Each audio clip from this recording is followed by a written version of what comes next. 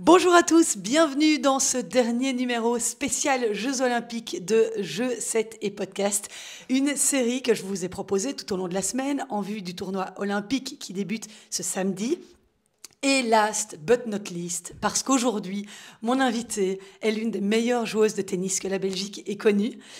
Elle a été la première Belge à atteindre le top 10 mondial. Elle nous a fait vibrer à maintes reprises entre 1989 et 2000, notamment lors des Jeux Olympiques de Sydney, quand elle a remporté la médaille de bronze aux côtés d'Els Callens. J'ai l'immense plaisir d'accueillir dans ce podcast Dominique Monami. Salut Dominique. Bonjour. Ancienne numéro 9 mondial, vainqueur de 8 titres sur le circuit WTA, dont 4 en simple, quart de finaliste en Grand Chelem. On parlera bien entendu de tes performances sur le cours, de tes souvenirs, mais aussi de ce que tu es devenu après cette belle carrière. Merci beaucoup d'être mon invitée. Je suis super heureuse de te revoir après, ça fait 20-25 ans qu'on ne s'est pas revus, parce que bon, mes auditeurs ne le savent peut-être pas, mais nous avons un peu travaillé ensemble. Tout à fait, ça remonte à de belles lurettes. Nos chemins se sont croisés au tout début de ma carrière chez BTV et on a commenté l'Open d'Australie. Est-ce que tu t'en souviens? Oh, non, je me souviens plus, mais par contre c'était aussi mes débuts de carrière en tant que co-commentatrice, donc voilà, on a fait ça ensemble. Donc, tu te souviens plus? Tu ris ou quoi? Je me souviens plus parce que j'ai une mémoire alors en forme de trou de gruyère. Okay. Le problème, c'est que j'ai fait tellement de choses dans ma vie et c'est souvent le problème que j'ai, c'est que beaucoup de gens disent « Oui, mais on a fait ça ensemble » ou bien « Ah oui, mais on s'est vu là ». Et je dis « Bon, je ne sais plus moi. Okay. » Donc parfois, c'est un peu gênant. Donc non, écoute, je m'en souviens très bien. Voilà. C'était génial. C'est cool. Moi, c'est un de mes plus beaux souvenirs de carrière. Mais bon, écoute, c'est chouette d'être chez toi. Merci de m'inviter. Et ben moi, je m'en souviens, tu sais pourquoi? Parce qu'on a eu le plus grand fou rire que j'ai jamais eu sur antenne, toutes les deux. J'avais un problème aux yeux, ou toi, je ne sais... oui, je me souviens. Oui, tu avais un problème aux yeux. Tu avais les yeux qui pleuraient sans arrêt. Tu avais, à mon avis, j'avais un pansement, ou je ne sais pas. Oui, mais je me souviens. Et je voyais pas la moitié des balles. Et donc, on devait commenter dans ces circonstances-là. Et je me souviens que c'était... C'est embêtant quand tu dois suivre les échanges avec la petite balle sur la télévision. Je me souviens maintenant que tu le dis. Ouf. Ça va, ma journée est sauvée. Bon, mais donc, Dominique, on est là pour parler de toi et évidemment de cette médaille de bronze, puisque mon podcast est à propos des Jeux Olympiques. Mais avant tout, j'aimerais bien que tu rappelles un petit peu aux auditeurs comment tu es devenue la championne que tu as été. Tu as 51 ans aujourd'hui, tu avais 9 ans quand tu as commencé le tennis. C'est quoi qui t'a donné l'envie de faire ce métier? Alors, moi, j'étais passionnée depuis toute petite par le tennis parce que, tout d'abord, j'ai grandi dans le milieu tennistique tout à fait d'une manière très simple parce que mes parents et ma sœur jouaient dans un club. Et donc, j'ai grandi et j'ai découvert le tennis grâce à eux. Et puis, surtout, le moment où je me suis dit, tiens, ce serait vraiment chouette de devenir un jour une championne de tennis, c'est quand j'ai regardé Roland-Garros et Wimbledon à la télévision. Et moi, j'étais une grande fan de Chris Evert Lloyd, je trouvais que c'était une belle joueuse, super élégante. J'adorais cette tenue. Bon, j'aime bien les vêtements, donc apparemment, c'était déjà stimulé vers 5-6 ans. Mais c'était vraiment la joueuse pour moi qui m'a le plus inspirée, qui m'a donné vraiment envie tout d'abord de commencer à rêver, de devenir une championne et puis finalement de le devenir effectivement. Donc c'est une combinaison des deux. C'est mes parents qui étaient des joueurs de club et ma sœur qui faisait un peu de compétition. Et puis alors la télévision, les deux ont fait que voilà, je me suis lancée dans le tennis. Et comment ça s'est passé? Tu as été reprise par une structure fédérale ou bien c'était en privé? Alors j'ai commencé d'abord, il y a eu une détection qui a été faite dans la région. C'était Michel Gurdal à l'époque, qui a quand même été 10 fois championne de Belgique et qui a été entraîneur aussi de David Goffin. C'était du côté de Verviers alors? Du côté de Verviers. Moi je suis verviétoise. Ça, on l'entend, hein? Un petit peu.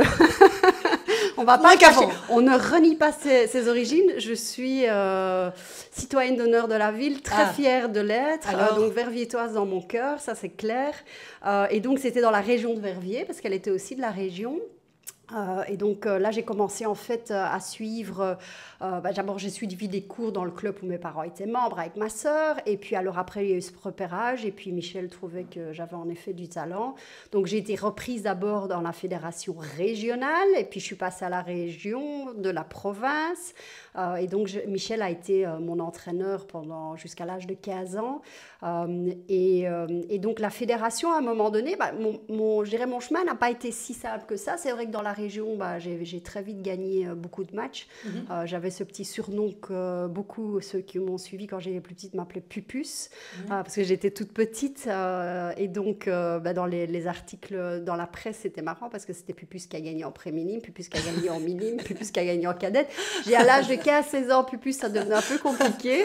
Mais ça c'est resté avec moi. Et encore, certaines personnes sur les réseaux sociaux, de temps en temps, ils m'envoient des messages, Pupus ceci, Pupus cela. Donc, c'était assez marrant. Jusqu'à un certain âge, mais quand j'ai mon parcours a été difficile, à un moment donné, il y a eu quand même le directeur technique à l'époque qui était Patrick Hombergen, qui était venu voir en effet si j'avais le potentiel ou pas pour être soutenu au niveau plus national à ce moment-là par la fédération. Et malheureusement, il avait estimé que mon service n'était pas suffisamment bon et que selon lui, je n'allais pas être capable d'y arriver. Et donc, je n'ai pas été directement aidée au niveau national, donc par l'AFT à ce moment-là, qui était plutôt sur Bruxelles. Et donc, la seule chose que j'avais comme arme, c'était ma raquette de tennis et gagner. Donc, un an plus tard, j'étais championne de Belgique à l'âge de 15 ans, en moins de 16. Ça a été une belle revanche. Et donc, oui, alors ça aurait pu être quelque chose qui aurait pu me démotiver, qui aurait pu en fait avoir un impact négatif. Mais l'avantage, c'est quand on est bien entouré, que vous avez des parents qui sont très positifs et un entraîneur qui croit aussi en vous, ça fait beaucoup. Et donc, la fédération a continué dans la province, a continué à me soutenir. Et à l'âge de 15 ans, c'est là où j'ai commencé à avoir une structure qui a été mise en place en fonction de mes besoins. Okay. Où là, j'ai eu un entraîneur, c'était Julien Offerlin, et Guy Nameroy, qui était mon préparateur physique. Et donc, entre l'âge de 15 ans et 18 ans, j'ai vraiment eu l'occasion de pouvoir me développer dans la région, en suivant mes études, parce que j'allais au collège à l'époque. Et donc, je combinais le collège avec le tennis, qui n'était pas en soi très facile. Mais mes parents voulaient absolument que j'aie mon diplôme avant de commencer ma carrière, parce qu'il n'y a pas de garantie. Donc, à l'âge de 18 ans, je suis passée pro officielle, mais j'avais déjà commencé à l'âge de 16 ans à faire les premiers tournois, les $10 000. À l'époque, on parlait de $10 000. Et donc, je suis très vite montée en fait au classement. Donc, mon parcours a été compliqué au début parce qu'on ne croyait pas tout à fait en moi. Et puis alors, forcément, comme j'ai commencé à tout gagner, que j'étais la meilleure, à ce moment-là, c'est difficile de dire qu'on n'a pas les moyens. Et à ce moment-là, tu es retournée voir Patrick Hombergen ? Non, mais je l'ai revu quelques années après. Et je dois dire que j'ai quand même pris énormément de plaisir. À lui montrer ou démontrer que, en fait, finalement, ça a été un stimulus positif, parce que j'ai voulu montrer que, en fait, j'avais les capacités. Donc, quelque part, je peux dire, je te remercie parce que le fait peut-être de m'avoir dit que je n'étais pas assez bonne, que dans ce cas-là, ça m'a plutôt stimulée, en effet. Et c'est ça qui t'a donné ce caractère Oui, enfin déjà avant, de toute façon, on est né, on est ou on n'est pas compétiteur, on ne devient pas compétiteur, donc j'étais compétitrice dans l'âme, donc ça j'ai très vite compris. Le premier match que j'ai gagné, c'était génial. Le deuxième, quand je l'ai perdu et la fille a triché contre moi et m'a piqué une balle, j'ai pleuré parce que j'avais perdu. Donc on savait tout de suite en fait que j'étais faite pour la compétition. Et donc, quelque part, c'est quelque chose qui m'a stimulée. Donc, je dis, j'ai pas eu facile. Donc, le fait de devoir se battre fait que ça amène une certaine persévérance, de la discipline. Et puis, comme je combinais les études avec le sport, à ce moment-là, il faut être bien structuré, organisé. Donc, j'ai une vie très monotone, entre guillemets, pendant la période 15-18, alors que les autres sortaient, avaient plein d'activités extrascolaires. Moi, je n'en avais qu'une, c'était le tennis. Et ma vie était le tennis. Donc, c'était compliqué à vivre, mais d'un autre côté, une fois qu'on est passionné par quelque chose, on va à 100%. Et tes parents t'ont soutenu dans cette volonté de devenir joueuse professionnelle? Oui, absolument, parce que même ma maman, quand j'étais pas sélectionnée parfois par la fédération pour des championnats en équipe, je me souviens une année, c'était à Eupen, j'étais pas sélectionnée, on est allé à Eupen et ma maman, on est resté dormir sur place aussi, comme si j'étais avec. Oui, tout à fait. Donc ma maman était vraiment la personne qui m'a... Alors pas parce qu'elle voulait réaliser son rêve du tout, donc c'est pas le type de parent qui pousse parce qu'il veut absolument... voilà, parce que moi, j'ai pas réussi dans le sport, donc je veux que mon enfant réussisse. Mais vraiment, cette volonté de me donner tous les moyens pour pouvoir y arriver, d'être à 100% derrière. Mon papa, lui, par contre, était médecin, donc lui, il était généraliste, donc il devait travailler, je dirais, du matin jusqu'au soir. Donc lui, c'était important que je sois en bonne santé. Et pendant que je jouais au tennis, c'était marrant à l'étranger, c'était ça. Est-ce que tu vas bien? Et la deuxième question, est-ce qu'il fait beau? Donc mes parents étaient vraiment deux personnes qui m'ont... Enfin, sans mes parents, je n'y serais certainement pas arrivée. Donc je suis énormément contente d'avoir eu des parents comme ça qui ont cru et qui m'ont donné toutes les chances de pouvoir réaliser mon rêve. Ouais. Et c'est vrai que ton rêve, il s'est très vite réalisé parce que tu es très vite rentrée dans le top 100, très rapidement. Oui, absolument. Comment tu as vécu ces premières années? Tu te rendais compte que tu étais au-dessus de la moyenne ou tu as vite franchi les échelons? Alors, j'avais pas beaucoup de points de repère parce qu'en fait, j'ai pas joué beaucoup dans les juniors parce que comme j'allais à l'école, forcément, c'était difficile de faire beaucoup de tournois. Les seuls tournois internationaux que je faisais, c'était quand il y avait les vacances. Donc, je partais en sélection. Là, déjà, je gagnais à l'âge de 15-16 ans, je gagnais déjà pas mal je faisais des bons résultats dans les juniors, mais les juniors et les seniors, c'est deux mondes complètement différents. C'est pas parce qu'on a bien joué dans les juniors qu'on va forcément bien jouer dans les seniors. Et comme j'ai pas joué beaucoup, en fait, en junior, j'avais pas vraiment de points de repère non plus. Par contre, j'ai très vite gagné des $10 000. Donc, moi, j'ai joué... Un premier 10 000, c'était à Rebec et j'ai perdu au premier tour. Et le deuxième, c'était à Coxide et je gagne Coxide à l'âge de 17 ans et j'en gagne 5 d'affilée en fait, sur 5 surfaces différentes. Et donc, ce qui fait que je suis très, très vite montée au classement. J'ai très vite eu mes premiers points. Et puis, alors, je passais vers les 25, dans les 50. Et donc, en fait, quand j'ai commencé à jouer en tant que pro, j'étais déjà aux alentours de la 250e place mondiale en me disant, je me donne 2 ans pour y arriver. Si je n'arrive pas dans le top 100, je continue à étudier parce que j'avais en effet mon diplôme. Et finalement, mon premier US Open, je passe les qualifs, je fais 3e tour. Et mon deuxième Grand Chelem, je fais l'Open d'Australie et je fais 4e tour. Je bats à l'époque déjà Suková qui était 17e mondiale. Et donc, je suis propulsée en quelques mois de temps de la 245e place mondiale à la 70e place mondiale. Mais ça, c'était début des années 90. Alors, c'était en 91 et 92, oui. Voilà, et ton apogée, il est 5-6 ans plus tard, 97, 98. Donc, pendant toute cette période, tu continues à grappiller des places ou c'est une évolution que tu estimes normale? Alors, ça n'a pas été tout le temps constant. Il y a eu des moments un peu plus compliqués que d'autres. J'ai eu une blessure aussi, jamais été opérée, mais qui a fait que j'ai eu très, très difficile à un moment donné. C'était une blessure au genou. J'ai une tendinite au genou. Donc, en fait, pendant 6 mois, j'ai dû faire de la condition physique sans courir. Donc, ça, je suis vraiment très reconnaissante d'avoir connu Guy Nameroy, qui était un préparateur physique fantastique. Mais surtout, j'ai eu une année où je suis redescendue. Il y a une année où je suis sortie du top 100. Parce que il y a toujours cette chance au tirage au sort, une petite blessure à gauche, à droite, des points à défendre, un mauvais tirage. Donc, on n'a pas toujours tout en main. Et j'ai eu une année compliquée, mais j'ai très, très vite rebondi.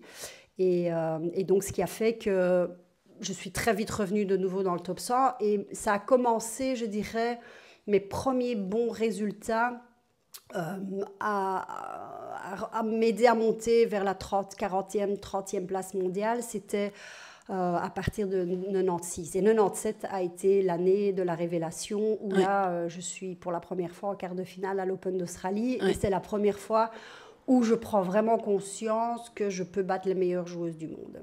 Ce qui avait été avant plus compliqué dans ma tête. Et qu'est-ce qui a été le déclic alors pour te rendre compte que tu étais capable de... Le déclic a été quand même assez fulgurant parce que je bats Arantxa Sanchez au 3e tour de l'Open d'Australie qui était numéro 2 mondial, 8-6 au 3e, quasi 3 heures de match, un incroyable. match de dingue. Sur le cours central, 15 000 personnes, les gens étaient... voilà, l'ambiance était incroyable. Et donc, ça a été vraiment pour moi le moment où je me suis dit, je suis capable... Parce que jusqu'avant, je jouais bien, mais il restait toujours une espèce de barrière à franchir, un peu psychologique, de se dire, est-ce que je suis capable de battre les meilleures joueuses du monde? Et ça a été le moment où je me suis dit, maintenant que j'ai battu la numéro 2 mondiale, pas l'idée de se dire, je peux battre tout le monde, mais je sais battre les joueuses du top 10, et ça veut dire que je suis arrivée à un niveau, en effet, où je peux faire partie des meilleures joueuses du monde. On dit toujours que c'est une histoire de constance, en fait. Oui. On peut avoir un coup d'éclat, mais le tout, c'est de continuer rester, sur l'année à faire des coups d'éclat permanents. Oui, c'est ça. Exact. Non, mais c'est vrai, en fait. C'est vraiment cette constance de bien jouer dans tous les tournois, d'arriver au minimum en quart de finale. Bon, d'avoir de temps en temps des premiers tours qui arrivent, c'est possible. Moi, j'étais assez fragile physiquement, donc j'avais souvent des problèmes physiques. Et puis, même avec des problèmes physiques, je continuais à jouer parce que j'étais avec ce type de mentalité, plutôt mourir sur le terrain que d'abandonner. Donc, quand j'abandonnais, j'étais vraiment très, très mal. Mais donc, c'est ça aussi une de mes forces, c'est que j'avais, comme je dis, cette persévérance, cette volonté de gagner qui fait que j'étais, à mon avis, une des meilleures sur le plan mental, des meilleures joueuses sur le circuit.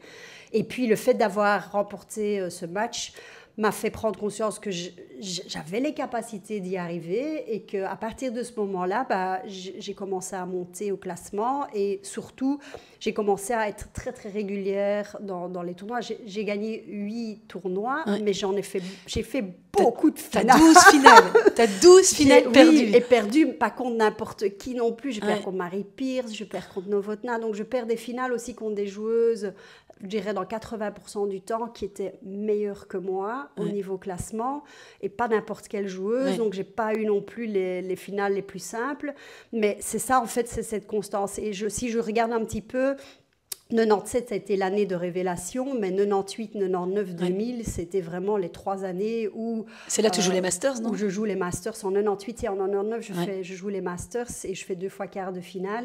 En Australie. Et donc ça, c'est grâce aussi, le fait d'être sélectionné ou d'être qualifié pour les Masters, ça veut dire que tu as été très constant pendant toute l'année. Oui, tout à fait. Et le fait d'arriver numéro 9 mondial, c'était ça ton objectif? Tu voulais encore aller plus loin ou tu étais satisfaite?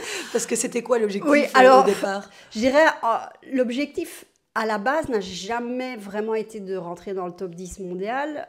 J'étais entre la 10e et la 20e place, donc ce qui était déjà fantastique. Mais c'est en 98 en fait où je voyais, j'étais 12e mondial, j'arrivais à Wimbledon, j'avais un tirage correct, et franchement l'herbe, j'ai toujours bien aimé jouer sur herbe, j'ai toujours eu de très très bons résultats, et j'ai loupé l'occasion en perdant contre Nathalie Tauziat, qui fait pour une fois sa première finale à Wimbledon, et le fait qu'elle soit en finale, je ne rentre pas dans le top 10, donc le fait de se rapprocher du top 10 fait qu'à un moment donné, ça devient un objectif que j'ai mis un petit peu sur le côté parce que comme je l'avais loupé, je me suis dit, on était proches, mais bon, c'est pas grave.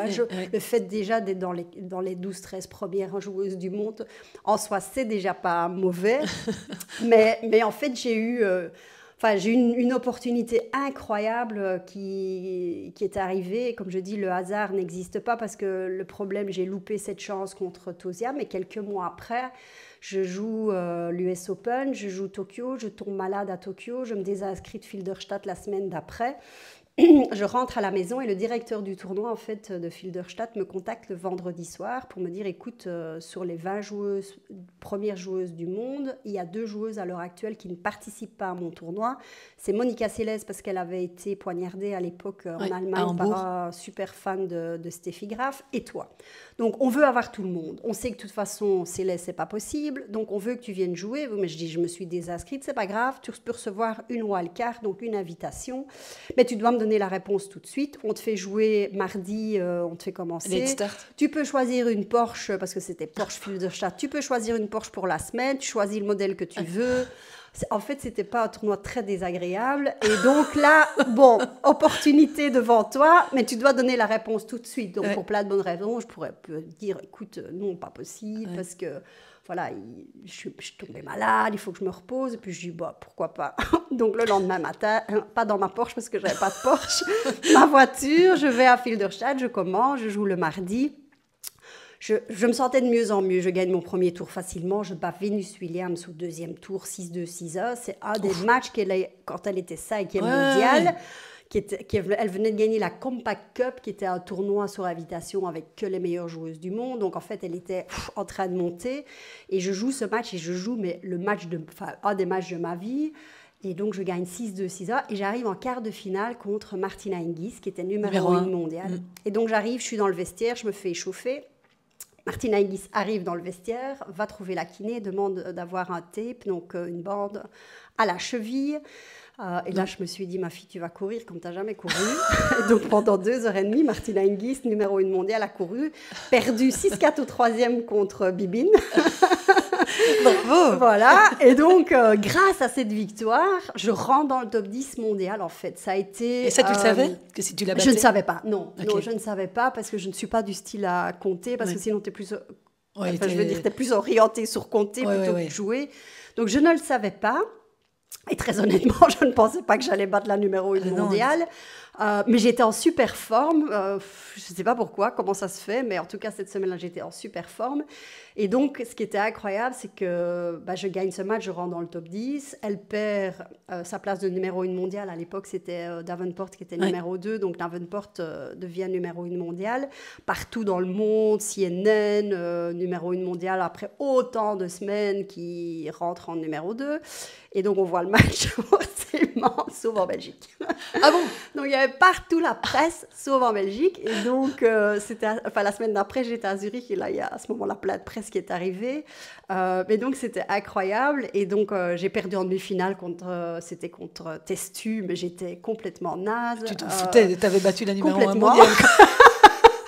Enfin, donc, j'étais dans un état, c'est pas que je m'en foutais, mais j'étais dans un état, à mon avis. J'étais à ramasser à la petite cuillère. Ouais. Et donc, voilà, c'est comme ça que je suis rentrée dans le top 10. Bon, forcément, tu rentres pas... Enfin, il y a tous les mois d'avant où j'ai super bien joué, fait que l'accumulation fait que l'apothéose. Ouais. Et donc, ça a été pour moi l'année 98, une année exceptionnelle. Et je deviens sportive de l'année, personnalité sportive de l'année. Donc, tous les trophées qu'on puisse gagner, je les ai gagnés quasiment en 98. Ouais. Donc, ça a été l'apogée de ma carrière.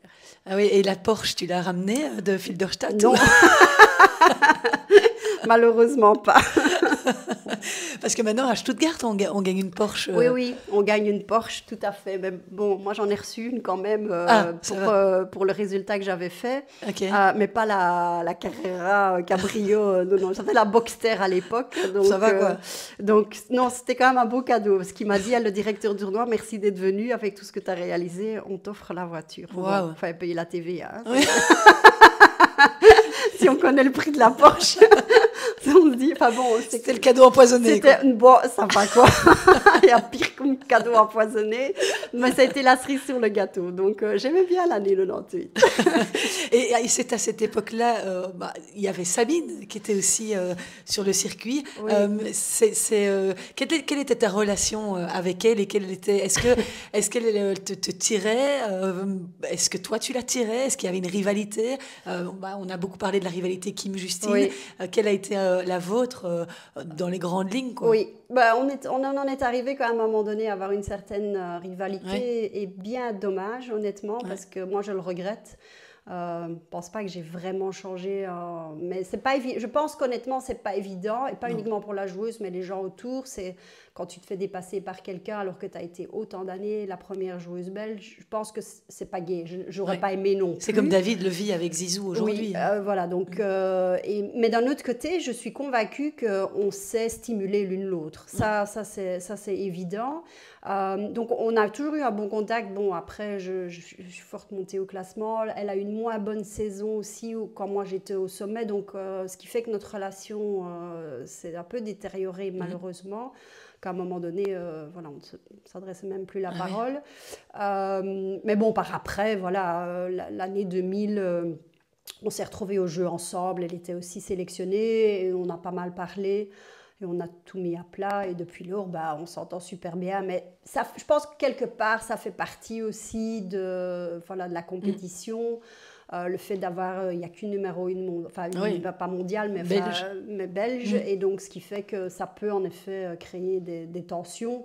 Ce que je regrette très honnêtement, parce que je trouve que c'est pas du tout utile d'avoir ce genre de situation, mais c'est tout à fait compréhensible que ça puisse se passer. Oui, ça s'est passé aussi un petit peu entre Justine et Kim. Oui, tout à fait. Il y a des moments où c'était un peu plus froid. Oui, mais il y a une chose en tout cas, c'est le respect. Je pense qu'entre Kim et Justine, il y avait le respect. Entre Sabine et moi, il y avait aussi le respect. Et donc, ça, c'est quand même important. Mais d'un autre côté, c'est vrai que c'est compliqué d'avoir des amitiés ou des bonnes relations sur le circuit parce que chaque joueuse est une concurrente potentielle. Donc, forcément, et certainement en tant que femme, c'est toujours, à mon avis, plus compliqué. Il y a ce côté émotionnel qui joue avec. Donc, je pense que ce n'est pas toujours facile. Moi, souvent, les gens me posent cette question, est-ce que tu avais beaucoup d'amis sur le circuit? Et je dis, bah, écoute, c'était mon métier. Donc, il faut juste voir que, en fait, tu peux comparer ça avec le milieu de l'entreprise. J'avais plein de collègues et il y en avait avec qui je m'entendais bien et avec d'autres que je m'entendais moins bien. Ben, c'est exactement pareil. Le problème, c'est que si tu crées des amitiés, j'ai dit, on va tous les deux pour la même promotion. Oui. Et il y en a toujours une des deux qui va l'avoir et l'autre pas. Oui. Et donc, c'est pas évident de créer des relations vraiment très intenses avec des joueuses, sauf s'il n'y a pas vraiment de concurrence directe, ou bien tu dis, il y a un trop gros écart entre les deux que pour que ça crée à un moment donné des tensions. Oui. Ouais. Et là, j'ai envie de citer Philippe Dehaas qui me dit toujours, il y a un morceau de pain et il y a seulement un morceau de pain qu'il faut aller chercher et la fille en face de toi, elle ne te le donnera pas. Non. Donc voilà, je le charrie toujours avec son histoire de pain. Mais oui, mais il a tout à fait raison. Oui, enfin, chacun sa métaphore. Voilà, exactement. Et est-ce que tu t'imaginais un jour que Justine et Kim allaient... Enfin, que deux joueuses, qui à l'époque étaient toutes petites, allaient venir vous encore faire mieux que vous. C'était déjà exceptionnel pour un si petit pays que et toi et Sabine. Et puis il y a Else qui a fait aussi des bons résultats. Mais est-ce qu'on imaginait, est-ce que tu aurais pu imaginer un jour qu'elle puisse faire ça? Arriver à la place de numéro 1 mondial? Non, honnêtement pas. Par contre... mieux que moi, oui, parce qu'elles m'ont battue toutes les deux et je jouais à ce moment-là à mon meilleur niveau. Donc, si elles sont aussi fortes et qu'elles me battent, ça veut dire aussi qu'elles ont un potentiel. Justine qui gagne à l'âge de 15 ans Roland-Garros, enfin, comme je dis, les juniors, c'est pas toujours une référence, mais à 15 ans, remporter Roland-Garros en junior, pour moi, ça, c'est une référence. Et Kim avait des prédispositions physiques aussi, athlétiques, que beaucoup n'avaient pas. Donc, quelque part, l'idée qu'elles allaient être meilleures à la top 5 mondiale, mais qu'elles gagnent autant de grands chelems, qu'elles soient toutes les deux numéro 1 mondiale, très honnêtement, au début, je ne l'aurais pas pensé, mais je savais en tout cas qu'elles allaient être très très fortes par la suite. Oui. Et quand tu les as jouées la première fois, et justement, quand tu as perdu, c'était quoi qui t'impressionnait le plus? Alors... déjà, du côté de Justine, cette capacité à jouer juste, cette analyse du jeu, mais bon, Carlos était aussi un très bon coach, donc forcément, il savait bien analyser, puis bon, il me connaissait aussi, donc il savait très bien ce qu'il fallait faire. Mais surtout, cette rigueur, chez Justine, cette précision, cette capacité à avoir une panoplie de coups. Enfin, je dirais, on frise vraiment la perfection au niveau tennistique et puis très forte mentalement aussi. Déjà à l'âge de 15-16 ans, un tennis très intensif que personnellement, moi, je n'avais pas honnêtement comme elle. Donc, beaucoup de qualités qui, à mon avis, sont nécessaires pour arriver à être numéro 1 mondiale. Et Kim, parce que physiquement en plus, bon, elle avait le tennis du futur aussi, puisqu'on arrivait de plus en plus sur la fin de ma carrière, je voyais que c'était de plus en plus un tennis physique et un tennis de puissance. Déjà à cette époque-là? Oui. Moi, j'ai connu les Williams, parce que j'ai joué Vénus, mais j'ai joué Serena aussi. J'ai connu Mauresmo, Davenport, donc j'ai connu déjà la période, je dirais à partir de 97-98, où le tennis féminin devenait un sport, je dirais, physiquement beaucoup plus intensif qu'avant. Si on regarde la génération, si on regarde une Arantxa Sanchez, Steffi Graf même, Sabatini, Mareggio Fernandez, sont des joueuses plus stylées, mais pas, je dirais, avec une puissance aussi remarquable que les sœurs Williams ou même que Kim. Donc, toutes les deux, elles avaient des prédispositions ce sont deux exceptions, en fait. On a été trop gâtées en Belgique ou très gâtées. Le problème, c'est qu'elles ont mis une norme qui n'est pas la norme, en fait. Et donc, suivre... En fait, moi, je suis contente, finalement, d'avoir été la génération avant, que je peux dire que j'étais la première dans le top 10, la première à gagner une médaille. Bon, les records sont faits pour être battus. J'ai pas attendu que ce soit si vite. Mais par contre, j'aime pas être après, parce qu'apraprès, faire mieux qu'elle, c'est juste impossible. Compliqué, hein. Et donc, tu vas toujours être comparé à, et donc, non, c'est ça va être, à mon avis, à un moment donné, très, très frustrant. Et quand tu les fréquentais, est-ce qu'il y a des liens qui se sont tissés avec elle, avec Kim, avec Justine, ou est-ce que, pareil, ça restait à distance? 9-10 ans de différence, donc j'ai quand même pas mal d'écart au niveau des années, mais d'un autre côté, Justine est venue dormir à la maison à l'époque, et Kim, j'avais aussi proposé au papa d'arranger une wildcard pour elle à Auckland, parce que je connaissais bien le directeur du tournoi. En plus, j'avais très bien joué à Auckland, j'avais gagné le tournoi, donc j'avais dit, on a une super bonne joueuse. Finalement, elle n'a pas eu besoin parce qu'elle m'a battue en 99. En 99, donc elle n'a pas eu besoin d'aller à Auckland et d'avoir de wildcard. Mais j'avais une très très bonne relation avec le papa de Kim et avec Kim. Et avec Justine, même chose. Ce qu'il y a, c'est que 10 ans et 9 ans d'écart, c'est quand même assez grand. Donc, forcément, on parle de génération, quand même, de décalage au niveau personnalité, intérêt et autres. Donc, en fait, sont deux joueuses avec qui j'ai eu peu de contact, mais je les aimais bien toutes les deux.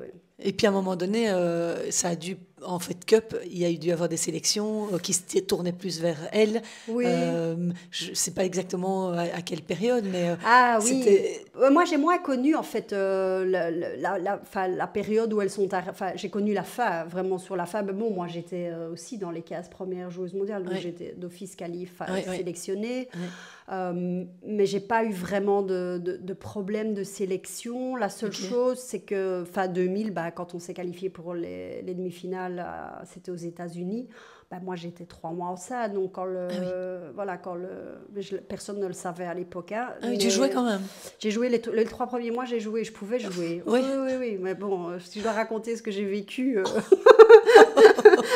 Quand tu as 2 jours de jouer le Master sans double et que tu vas au Madison Square Garden et que la poubelle, tu dois la lever parce que tu es malade, parce que tu es enceinte et que tu peux dire à personne que tu es enceinte. Il pensait que tu avais fait la fête. C'est compliqué. Donc, mais par contre, quand il m'a dit, c'était Ivo Vanak à l'époque qui était le capitaine et qui me dit tu veux jouer? J'ai dit non, c'est bon, les jeunes peuvent jouer. Moi, je veux bien jouer le double parce que je savais que j'avais annoncé que j'arrêtais et comme j'étais enceinte, j'avais plus besoin de jouer.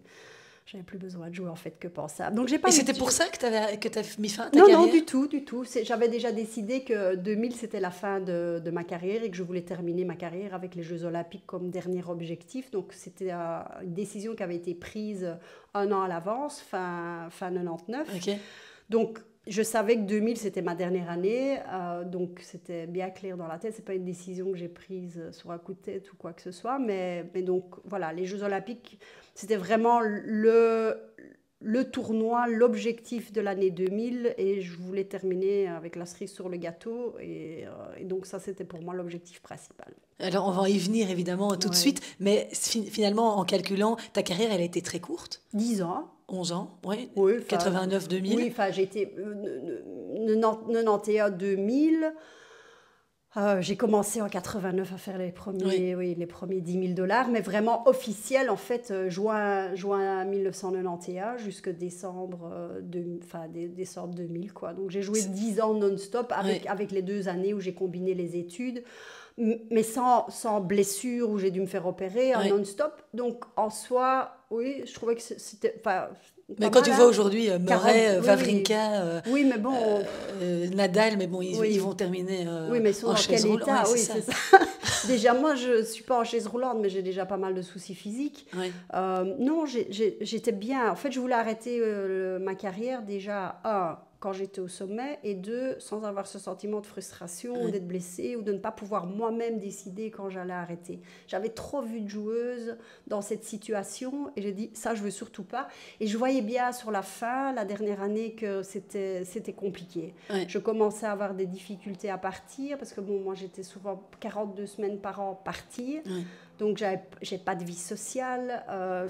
Je partais pas en vacances parce que quand j'étais en vacances, j'étais à l'étranger parce que je jouais au tennis, donc j'allais pas encore repartir. J'ai pas créé de réseau social avec mes amis de l'école et tout parce que j'ai déconnecté à partir de 15-16 ans. Donc, le contact social m'a énormément manqué dans ma carrière. Parce que tu dois te protéger, donc forcément, tu gardes un petit cercle autour de toi. Oui. Et donc, c'est un des facteurs. Et le fait de voyager beaucoup, à un moment donné, ça pèse. Et puis, très honnêtement, plus tu montes au classement, plus la pression augmente. Et quand je parle de pression, ce n'est pas uniquement celle que tu te mets à toi-même, mais l'extérieur. Et à un moment donné, c'était difficile pour moi à vivre. Quoi, les médias ? Oui, les médias. Les médias, les gens, tout le monde attend. Comme je dis, si tu ne joues pas bien, personne n'attend quoi que ce soit. Mais si tu joues bien, comme tu fais un quart de finale à l'Open d'Australie, tout le monde va penser que le prochain Grand Chelem, tu vas faire quart de finale. Donc ça, c'est... Et à un moment donné, c'était une combinaison de différentes choses. Puis bon, du côté privé, ma maman était malade, elle avait un cancer. Donc... À un moment donné, tu commences à réfléchir différemment sur ta vie parce que tu te dis, il y a autre chose que le tennis. Et donc, je voulais arrêter avant 30 ans, avoir un enfant avant 30 ans, de préférence une fille, donc c'est ce que j'ai eu. J'ai été juste enceinte un peu trop tôt que prévu. Et j'ai terminé 18e mondiale avec ce côté de... Satisfaction. Oui, vraiment. J'ai réalisé tout ce que je pouvais réaliser. C'est vrai que j'aurais pu encore jouer facilement en 3-4 ans.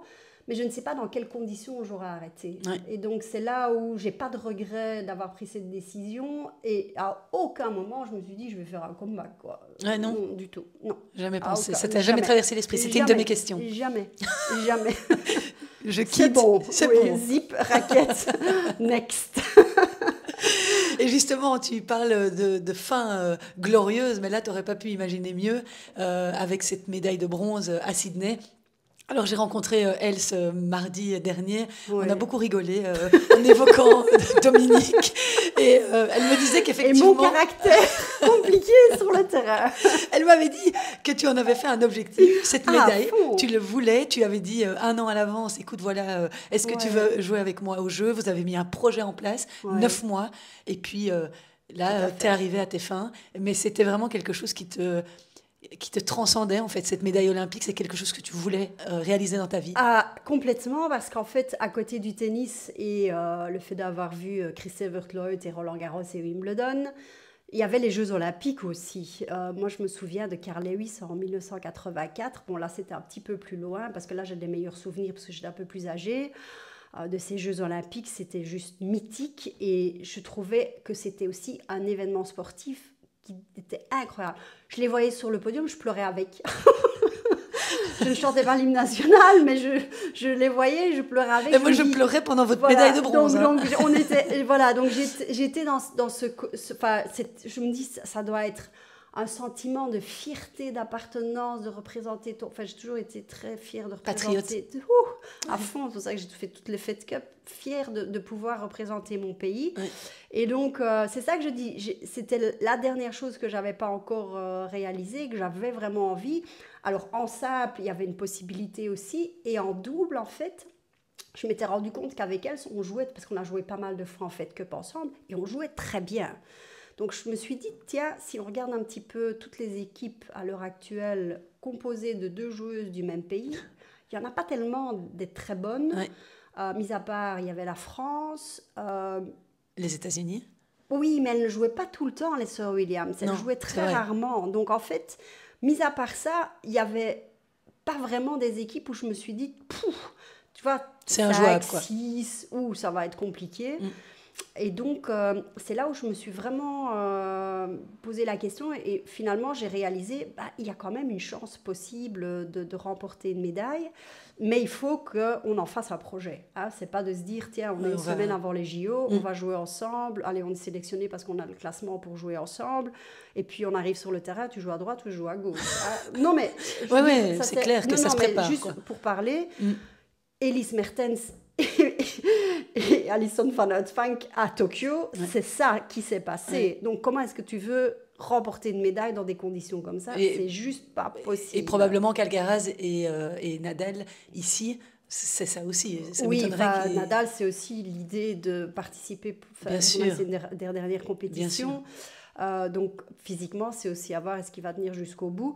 Mais avec elle, c'était vraiment de se dire, tiens, on va en faire un projet. Donc, dès le départ, et le problème naturellement pour elle, et c'est là où je suis super reconnaissante, c'est qu'elle a dû sacrifier sa carrière de simple pour qu'on puisse jouer les doubles, parce que comme on avait un décalage au niveau du classement et que moi, je faisais uniquement les gros tournois puisque j'étais dans le top 15 mondial, elle devait chaque fois participer aux qualifications, là où on prenait des points, où là on allait jouer contre les meilleurs. Et donc elle a dit oui, je veux bien le faire. Et donc on en a fait un projet. Dès le départ, on a fait des super résultats. En fait, on a battu quasi toutes les meilleures équipes à l'époque, même composées de 2 joueuses de pays différents. On les a quasi toutes battues. Donc on avait des super résultats. On fait demi-finale à l'US Open. On décide... Vous gagnez Los Angeles? Oui, on gagne et on bat des équipes incroyables. Donc, on était dans une forme fantastique. Olympique. Ouais, bien. Elle était facile. Oui. Je te passe la balle, tu shottes. Et donc on avait vraiment des repères pour dire, bon, maintenant, la seule chose qu'on craignait, c'était le tirage au sort, parce que les sœurs Williams, malheureusement, elles n'étaient pas tête de série, parce que comme elles ne jouaient pas suffisamment en double, elles n'avaient pas de classement double qui leur permettait d'être tête de série. Donc, nous, avec notre classement, on avait une chance. Donc, ce qui fait que si on les joue en quart de finale, bye-bye la médaille, parce que c'est fini. Et en fait, on les joue en demi-finale. Mais avant d'aller de l'US Open directement, parce que bon, c'est un petit trajet de New York jusqu'à Sydney, j'avais proposé à Else de partir et faire un team building ensemble. Team building dans le sens où je pense qu'il y avait un aspect, ce que je disais, le côté émotionnel qui était super important, c'est qu'on se connaisse encore mieux. Parce que comme je disais, on se côtoyait, on a créé des liens, mais il y avait toujours une espèce de barrière de mon côté entre elle et moi, parce que ça restait quand même une adversaire potentielle. D'ailleurs, on s'est joué à Roland-Garros, je pense même c'était cette année-là, enfin je suis même pas, non pas cette année-là. En simple. On s'est joué, je crois que c'était une année, on s'est joué en simple, si c'était en 98 ou 99, je ne sais plus, mais on s'est joué en simple plusieurs fois, et forcément dans le passé. Donc, je me suis dit, c'est important qu'on passe du temps ensemble, qu'on n'aille pas directement à Sydney, qu'on apprenne encore à mieux se connaître, qu'on passe du temps ensemble, qu'on discute beaucoup, qu'on passe des moments non formels. Et ces petits moments, et en plus, moi je connaissais quelqu'un qui avait à Las Vegas, qu'en fait c'était sur le chemin c'était un peu entre les deux, qui avait réglé un truc extraordinaire pour qu'on puisse rester dans un hôtel, parce que bon, comme on venait de faire demi-finale, qu'on ne devait pas payer l'hôtel et tout, donc on était dans un truc génial, on est passé 4 jours ensemble, et puis on est parti sur Sydney, et on a eu de la chance, en fait, comme je disais, avec le tirage au sort, qu'elle et moi-même, on est les Williams en demi-finale. Malheureusement, en simple, je me suis quand même chopé Monica Seles en quart de finale, et s'il y a bien une joueuse contre qui je ne voulais absolument pas, c'était elle. Donc voilà, donc il y avait l'idée, pour moi l'idée c'était la médaille, simple, double, simple et double, simple ou double, mais la médaille. Donc tu oubliais le simple. Voilà, j'ai oublié le simple jusqu'à quart. Quand même arrivé en quart. C'est déjà super. Donc j'ai quand même, bon les gens ils s'en foutent, diplôme olympique, je veux dire, non mais c'est bien parce que tu t'es remis une top 5. Mais pour le grand public, top 5, ils n'en souviennent pas. C'est la médaille, quoi. Bien sûr. C'est comme la 4e place, c'est horrible. Mais tu n'as juste pas la médaille. Donc c'est un peu la même chose. Par contre, le double, on a très très bien joué dès le départ, on a cartonné. Et puis le quart de finale, je ne sais pas si elle en a parlé, mais le quart de finale, ça a été le moment de stress. Ah oui, c'était pas en 3-7. C'était contre la Colombie. Ah oui. Non, elle n'en a pas parlé. Ah non, alors là, c'était le match qu'on devait gagner, ou surtout qu'on ne pouvait pas perdre. Aïe. Si tu te dis ça, voilà, c'est ça. Mais c'est ça. Donc, c'est pas de se dire on doit gagner. Non, on peut pas perdre. Et donc, le problème, c'est qu'on est arrivé sur le terrain en se disant on peut pas perdre. Et les filles, elles ont joué à tennis anti-tennis. Derrière toutes les deux, des balles hautes sans arrêt, le truc monstrueux, horrible à jouer, anti-tennis. 3 heures de match, un truc de dingue, c'est nerveuse toutes les deux, enfin c'était horrible, finalement on gagne. Donc ça c'était un Et peu vous gagnez à l'arrache, non? On l'a gagné à l'arrache. J'ai des lointains est-ce souvenirs. qu'on a fait le meilleur match de notre carrière ensemble? Non. Mais le plus important c'est qu'on ait gagné et donc bon, la délivrance était là et on joue les Williams donc en demi-finale. Mais on commence le plomb. Hein. Oui, vous menez 4-1, je crois, très vite. Ou 4-2, oui, peut-être, je ne sais pas si c'est 4-1, mais en tout cas, et je pense que c'est là où, quand on fait le changement de côté, on se rend compte qu'on est en train de gagner. Et je pense que c'est le moment où on est en train de se rendre compte qu'on est en train de gagner, que les autres elles ont commencé à remonter, et finalement, on a perdu en 2-7, mais on jouait vraiment bien, donc on perd logiquement contre les sœurs Williams. Oui. Et donc, on arrive pour la 3e et la 4e place. Et là, il faut gagner, quoi. Ah bah oui. Là, il ça faut... fait 9 mois qu'on travaille dessus. Donc, il n'y avait pas de B, il n'y a pas de 4e place. Non, c'était juste pas possible. Et en plus, ce qui m'avait marqué, c'était avant la finale, enfin la petite finale, mais bon, avant la finale, quand on devait jouer contre les Biélorusses, je me souviens, on était dans le vestiaire et je voyais à la télévision, c'était la remise des médailles pour les doubles des hommes. Oui. Et donc là, je dis, mais non, c'est nous là, demain, c'est nous. Absolument, c'était vraiment ça dans ma tête. Et donc, on est monté sur ce terrain quand même super nerveuse, toutes les deux. Les autres ont bien joué le premier set. Bon, il y a toujours ce côté facteur chance, accompagné de bien jouer. Donc, le premier set, on le perd. Et là, je me dis, ah non, mais ça, on va pas, c'est juste pas possible. Donc, on a quand même réussi à switcher. La chance a commencé à tourner, le match a tourné, on gagne le 2e et puis le 3e, on arrive, je dois servir, balle de match, je vois Else qui arrive vers moi dans un état. Enfin, je dis toujours... Nervosité. Je pense bien, je dis toujours, parfois, tu n'as pas besoin de parler, que tu sais déjà dans quel état l'autre est. Et en effet, c'était ça. On était toutes les deux nerveuses, mais moi, je pense que j'étais beaucoup moins nerveuse parce que pour moi, c'était... Les deux en face de nous, sur mon corps, on gagne ce point. Il n'y a même pas une fraction de 0,00001% qu'on va perdre du tout. Et donc, c'est là où je dis à Else, écoute, Else, tu restes de ton côté, tu ne bouges pas.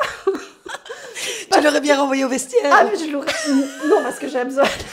Tu ne bouges pas, parce que c'est le truc où tu dis, je vais faire un mouvement, et puis l'autre, elle va te passer le long de la ligne.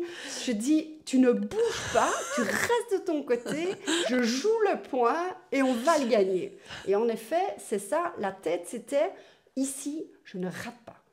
Et plutôt, ce point, je le gagne. Parce que si je ne le rate pas, je risque de rater. Oui. Et donc, dans ma tête, c'était juste incroyable. Si j'avais dû taper 1000 fois la balle, j'aurais tapé 1000 fois la balle. Ça a duré, 5-6 échanges. 5-6 échanges. Puis elle la sort, finalement. Finalement, elle la sort. Oui, c'est pas que tu dis le poids le plus extraordinaire, tennistiquement parlant. Mais je la ramène à chaque fois. Et je la joue. Et je vais la mettre dedans. Et c'est l'autre qui va rater. Et finalement, c'est l'autre qui a raté. Et c'est marrant parce que quand on voit ton faciès lors de cette victoire, c'est pas comme si c'était l'explosion de joie. C'est comme si c'était normal, que voilà. T'avais accompli normal. C'était normal. T'avais accompli ta mission. Voilà, quoi. Exactement. C'était à peu près ça. Une mission accomplie, mais non, d'un autre côté, on a fait la fête et tout, mais c'était... Oui, c'est le moment où tu sais, t'as gagné, mais c'est pas encore le moment où tu réalises que tu as réalises que tu as la médaille, mais tu ne l'as pas encore vraiment réalisé. Ça doit encore descendre. Je crois qu'il y avait une joie incroyable, mais assez... contenue. Voilà. Ouais, t'arrivais pas à... Par contre, c'est 9 mois de pression qui... Oui, parce que j'étais pas la plus facile sur le terrain non plus. Ah non, mais si ça va pas dans le sens que je veux, je peux être très... Elle sait très bien, enfin, comme tu dis, tu le voyais à mon visage, à mon visage, tu le vois quand ça me va et quand ça ne va pas. Oui, donc là, de nouveau, on gagne ensemble, on perd ensemble. Hein, donc, c'est pas que j'étais désagréable ou que j'étais... je n'ai jamais été désagréable vis-à-vis d'elle, mais par contre, elle voyait bien quand ça n'allait pas, qu'il fallait me laisser. Oui, elle a l'air très conciliante, hein, Else, finalement. Je pense qu'elle avait capté qu'à un moment donné, de temps en temps, c'est mieux de ne pas parler. mais bon, c'est là en fait où, comme je disais, les 3-4 jours qu'on a passés ensemble étaient vachement importants parce que c'est là où on a appris encore à mieux se connaître et qu'elle sait aussi comment elle savait comment je fonctionnais et moi je savais aussi comment elle fonctionnait. Je pense que ça c'est hyper important à un moment donné dans des situations de crise, de crise ou de gros stress. On se dit ok, maintenant on est vraiment soudés et on y va ensemble. Et puis vous avez gardé cette relation amicale. Elle me disait que vous jouiez au golf ensemble, que vous alliez manger de temps en temps. Et... Moi, je l'adore. C'est vraiment, c'est devenu une amie entre temps puisque forcément, comme je disais, avant on était des collègues de travail, mais qui sont devenus des amis et des amis pour la vie parce que ça va nous unir jusqu'à la fin de notre vie cette médaille olympique et je suis hyper contente que j'ai pu partager ce moment avec elle et surtout très fière que on a vraiment mis ceci comme projet ensemble, c'était un objectif commun et qu'on a vraiment tout fait pour pouvoir y arriver et c'est ça que je dis, c'est la cerise sur le gâteau, c'est que c'est pas parce que tu en fais un projet que c'est automatiquement sûr que tu vas y arriver et donc c'est ça où tu dis, c'est quand même magnifique de voir tout ce qu'elle a sacrifié pendant ces 9 mois-là, tout ce qu'on a mis en place pendant ces 9 mois-là pour finalement arriver à gagner cette médaille qui, c'est juste fantastique à vivre. Et tu regrettes qu'aujourd'hui, il y ait peut-être moins cette mentalité de vouloir à tout prix représenter son pays, de vouloir défendre, surtout que tu es coprésidente, on dit ça, coprésidente du CEIB. Oui, vice-présidente. Vice-présidente, pardon, vice-présidente. Madame la vice-présidente. C'est bon. Avec Jean-Mi. Avec Jean-Mi, exactement. Mais je ne suis pas toute seule vice-présidente parce qu'il y a aussi Tom Van Damme du côté néerlandophone. Donc, je suis co-vice-présidente. Co-vice-présidente.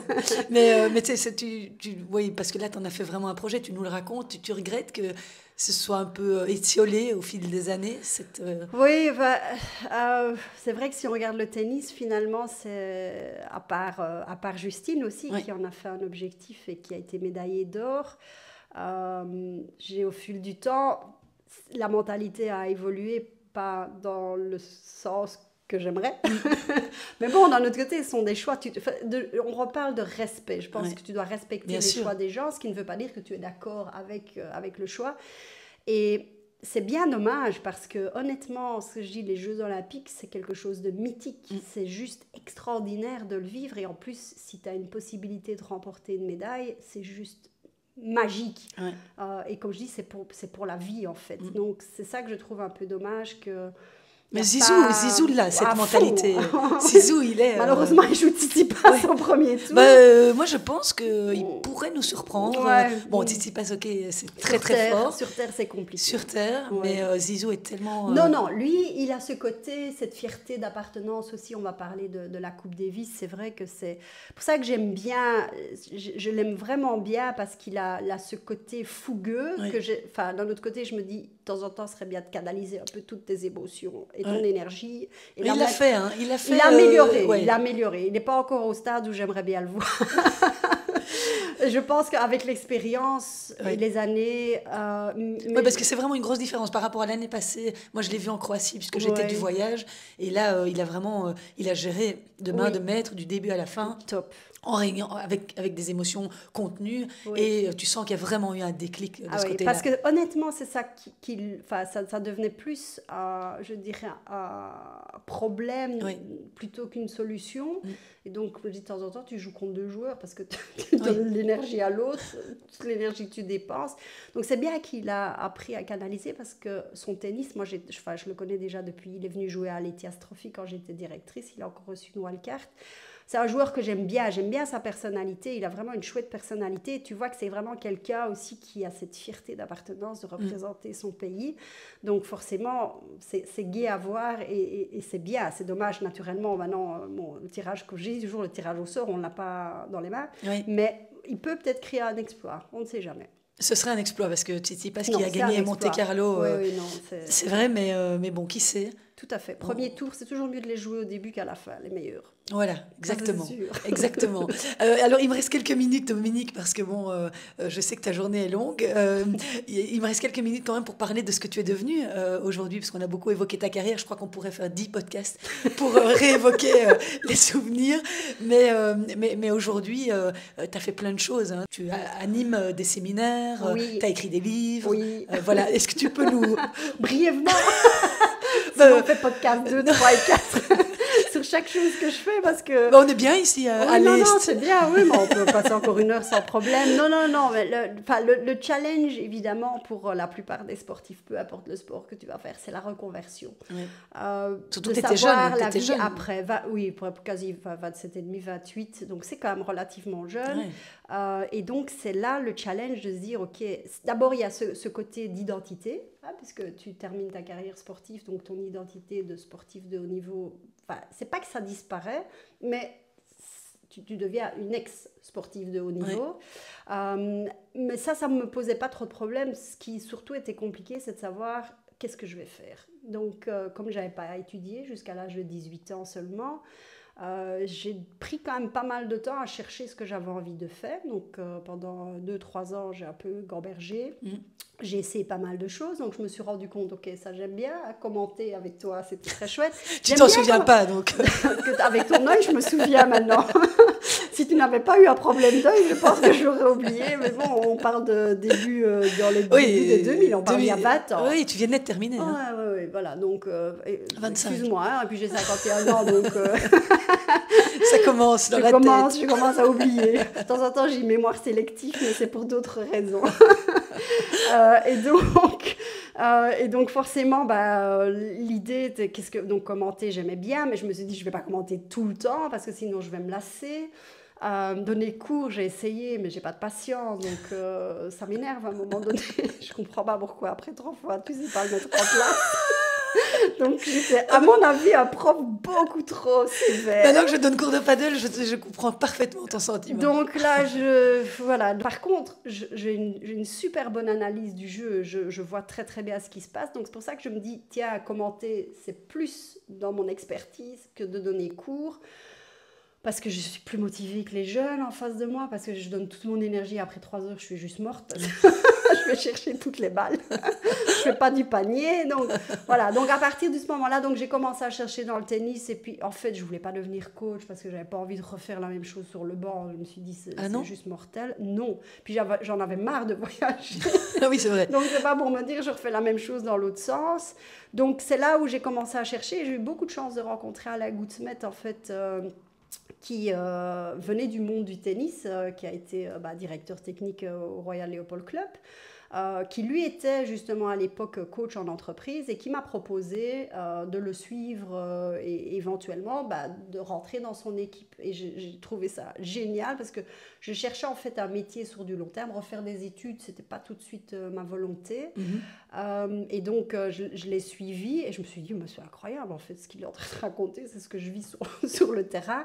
Le seul challenge, bien évidemment, c'est d'arriver à faire la transition entre le sport et le milieu de l'entreprise. Et c'est ce qu'il m'a dit, honnêtement, il va te falloir 10 ans pour pouvoir être capable d'avoir une certaine reconnaissance dans le monde de l'entreprise, parce qu'on va avoir cette connotation du sportif de haut niveau. Et donc, toi, tu connais rien de l'entreprise.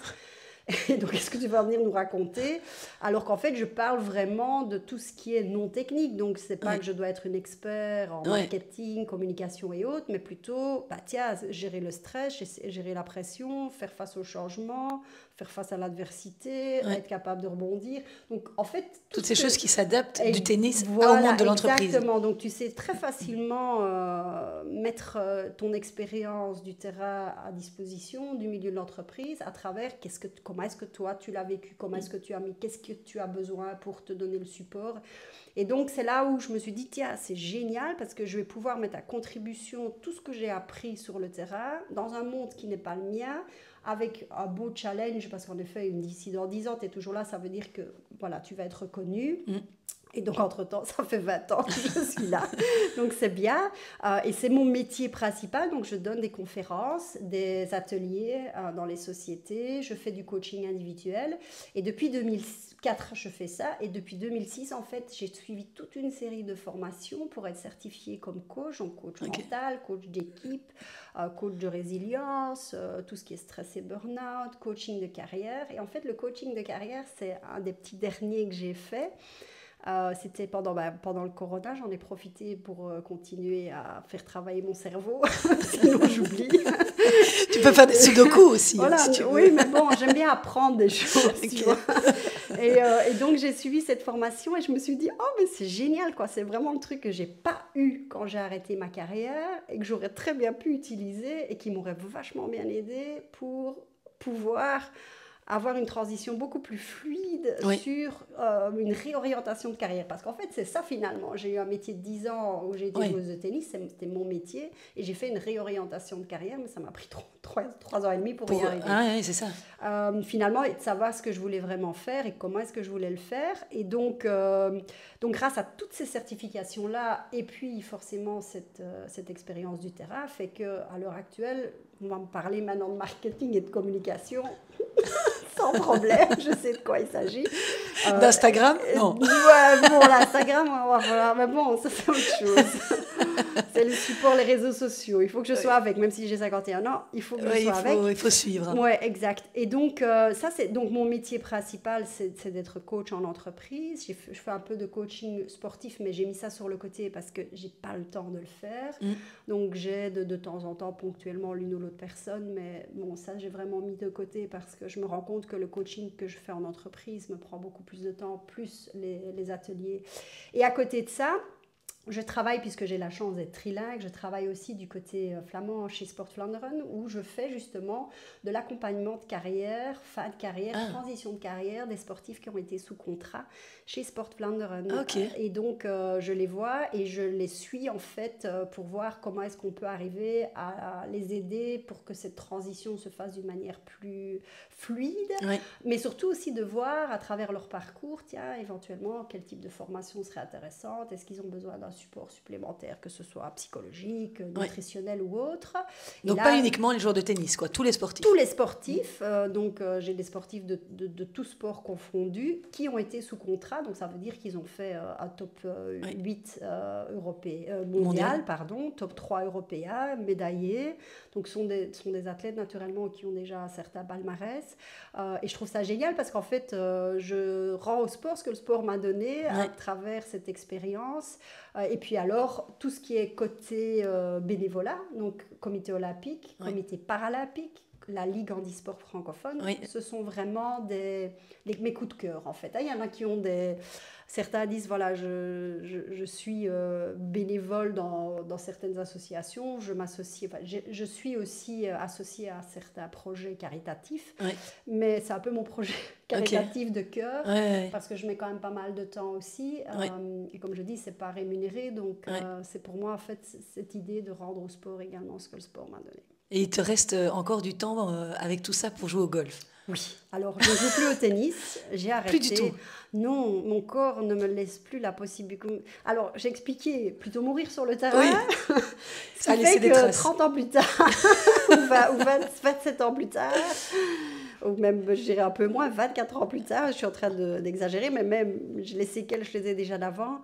Fait que malheureusement... tu ne saurais plus... Non, j'ai trop mal partout. Et donc, j'adore jouer au tennis. Mais bon, si je dois aller 15 jours chez le kiné après, parce que je me suis lâchée en jouant, non. Et je ne joue pas au padel non plus. Je ne vais pas te poser la question. Non, parce que c'est la question qui vient et qui suit automatiquement. Ah, mais tu joues plus au tennis? Ah non, tu joues au padel. Non, je ne joue pas au padel parce que le padel n'est pas le sport qui va être bon et pour mes genoux et pour le dos. Non. Même si ma copine Daphné Van de Zande a quand même réussi à me convaincre qu'on va quand même essayer une fois de jouer ensemble. Je joue au golf. Ok. Mais le golf, c'est le seul sport où je fais encore un peu de compète parce que je fais les interclubs et je fais des compétitions individuelles aussi. Et tu as quel Ben, handicap? c'est J'y pas connais mal. rien, Ouais, mais alors 6,5, 6,5. Donc ça veut dire que je je sais suis... qu'au plus tu es près de zéro, au mieux c'est. Voilà, c'est ça. Donc c'est pas mal. Bon, c'est Si vachement tu sais bien. que si tu commences à 36, c'est pas mal. Ah oui, oui. Oui. Ok. Voilà, Et ça Olivier te donne- Rocus, Non, parce non, que lui, lui... il est pro, lui. Ah, Oui, non, lui, il donne cours, il est teaching pro, donc il est Ok. professeur de golf. Lui, il Ah a oui, oui. 0 et son frère aussi. et son frère aussi. Oui, non, je ne suis pas à ce stade-là. Bah, tu vas y arriver. Non, c'est pas mon... Non, donner cours, Oui, non, c'est vrai. On oublie. ça marche pas donner cours avec moi, donc non. Je joue. Et pour parler de Daphné Van de Zandt, Oui. c'est marrant parce que je fais partie de son équipe d'interclub au Laken, au Ben, padel. c'est ça qu'elle m'a dit, on va jouer au Laken. Donc j'ai joué. Ah, ben voilà, viens dans mon équipe. Parce que je joue avec elle. Non. Mais quoique, ça pourrait. Du coup, je pourrais peut-être ne pas être alignée si tu joues avec elle. Donc il faut peut-être mieux pas que tu viennes. On va tester. Pour moi, le paddle, c'est totalement illogique dans ma tête. Donc, Oui. donc ça risque d'être once in a lifetime. Et tu risques de retrouver Sabine en plus, parce qu'elle, elle performe. Oui, non, mais moi, je joue au golf. C'est bon. Chacun son sport. Chacun son sport par rapport à son corps. Oui, c'est Ouais. clair. Et donc, pour clôturer, les 2 bouquins que tu as sortis sont en lien avec cette activité Oui, de coaching. exact. Il y en a un justement avec Alain Goudsmet Oui, qui alors remonte un bon, petit qui peu. remonte à 2007, donc lui, malheureusement, on ne le trouve plus, donc c'est un collector item, sauf Ok. si les gens m'envoient un petit email, j'en ai encore en stock, mais Ok. plus beaucoup à la maison.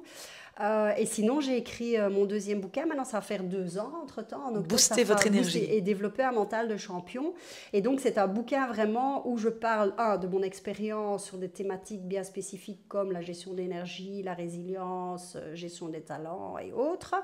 Où là, je parle de mon expérience, où j'apporte des conseils pratiques, il y a des petits exercices à faire. Et donc, en fait, c'est un bouquin pratico-pratique où les personnes ont une foule d'idées, de conseils, d'exercices à faire. Et c'est plus lié sur du développement personnel. Donc, c'est super intéressant. Parce que grâce à ça, ça permet de mieux se connaître. Et quand on parle de sport de haut niveau, au mieux tu te connais, au mieux tu peux performer. Ah oui, ça c'est sûr. Et donc le livre, on le trouve partout? On le trouve partout. Et si les gens ne le trouvent pas, ils peuvent m'envoyer un message via Instagram ou Facebook Ok. ou LinkedIn ou Twitter. Allez, X. Waouh, X. X. Ok, pas encore TikTok ou quoi? Non, TikTok, ça, non. Je ne suis pas encore au stade à faire des petites danses. Il n'y a pas que ça.